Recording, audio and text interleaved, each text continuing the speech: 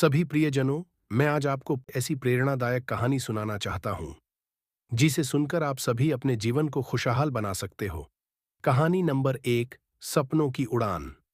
यह कहानी एक छोटे से गांव के एक युवा लड़के, रोहित, की है, जो अपने सपनों का पीछा करने की कोशिश करता है। ध्यान से सुनिए, क्योंकि इस कहानी में जीवन के महत्वपूर्ण सबक छिपे हैं। एक छोटे से गांव की कहानी। गांव का नाम था नंदपुर, जहां जीवन साधारण और शांत था। इस गांव में एक होशियार लड़का था, जिसका नाम रोहित था। वह केवल 16 वर्ष का था, लेकिन उसके मन में एक बड़ा सपना था, आसमान में उड़ने का।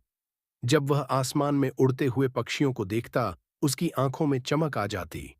वह सोचता, काश मैं भी उन पक्षियों की तरह उड़ सकूं। लेकिन सुनिए, उसके पास साधनों की कमी थी। उसका परिवार गरीब था और उसके माता-पिता केवल खेती करके अपनी जिंदगी का गुजारा करते थे। जब भी वह अपने माता-पिता से कहता, मैं पायलट बनना चाहता हूं, तो वे उसकी बातों को हंसकर टाल देते थे। लेकिन रोहित ने कभी हार नहीं मानी। एक दिन रोहित ने ठान लिया कि वह अपने सपने को साकार करने के लिए हर संभव प्रयास करेगा। उसने अपनी पढ़ाई जारी रखी और गांव के स्कूल में दाखिला लिया। कक्षा में वह हमेशा सबसे अच्छा छात्र था, लेकिन उसके आर्थिक हालात ने कई बार उसे निराश किया। उसने यह महसूस किया कि उसे अपनी शिक्षा के साथ-साथ पैसे भी कमाने होंगे। हर सुबह वह खेतों में अपने माता-पिता की मदद करता और फिर स्कूल जाता। स्कूल के बाद वह पास के एक दुकानदार के लिए काम करता, ताकि थोड़ी बहुत बचत कर सके। उसने अपने दोस्तों से भी मदद मांगी और उनकी किताबें उधार लेकर पढ़ाई की। फिर एक दिन गांव में एक महत्वपूर्ण समाचार आया। एक प्रतिष्ठित पायलट स्कूल ने प्रतियोगिता का आयोजन किया था। इस प्रतियोगिता का एक विजेता बनेगा, जिसे पायलट की ट्रेनिंग के लिए स्कॉलरशिप मिलेगी। रोहित का दिल खुशी से झूम उठा। यह उसका सुनहरा अवसर था। लेकिन सुनिए, उसके मन में एक डर भी था। क्या वह प्रतियोगिता में सफल हो पाएगा? क्या उसके पास आवश्यक कौशल है? इस डर को मात देते हुए उसने प्रतियोगिता में भाग लेने का निश्चय किया।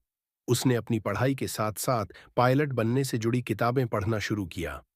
प्रतियोगिता की तैयारी करते हुए रोहित ने अपने समय का सही प्रबंधन किया। वह सुबह जल्दी उठता, खेतों में काम करता, स्कूल जाता और फिर प्रतियोगिता की तैयारी में जुट जाता।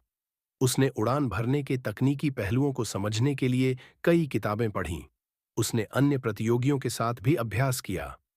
कई बार वह थकावट महसूस करता, लेकिन उसने कभी हार नहीं मानी।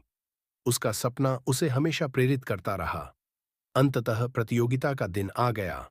रोहित ने अपने गांव के अन्य प्रतियोगियों के साथ स्कूल में प्रवेश किया। वहां सभी प्रतियोगी एक से बढ़कर एक थे और रोहित को लगा कि वह कहीं पीछे रह जाएगा। लेकिन उसने अपने अंदर की शक्ति को पहचाना। उसने सोचा, मैंने इतनी मेहनत की है, मुझे अपनी क्षमता पर विश्वास करना चाहिए। प्रतियोगिता के कई चरण थे, लिखित परीक्षा, साक्षात्कार और उड़ान का अभ्यास। जब वह उड़ान का अभ्यास करने आया, तब उसने अपनी पूरी कोशिश की। उसके चेहरे पर आत्मविश्वास था और उसने अपनी उड़ान को बेहतरीन तरीके से अंजाम दिया। कुछ हफ्तों बाद प्रतियोगिता के परिणाम घोषित किए गए। रोहित का दिल धड़क रहा था। जब उसका नाम बुलाया गया, तो वह खुशी से झूम उठा।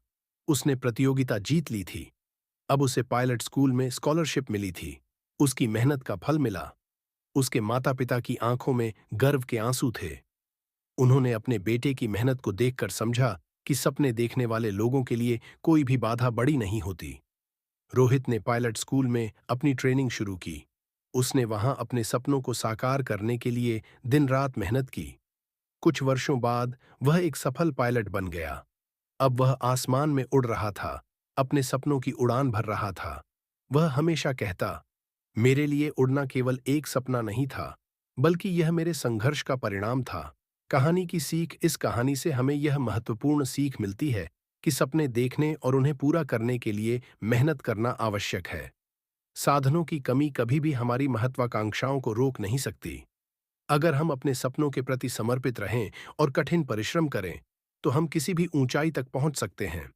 तो मेरे प्रियजनों, रोहित की तरह हमें भी अपने सपनों के पीछे दौड़ना चाहिए। याद रखें, सफलता उन्हीं की होती है जो कभी हार नहीं मानते। धन्यवाद।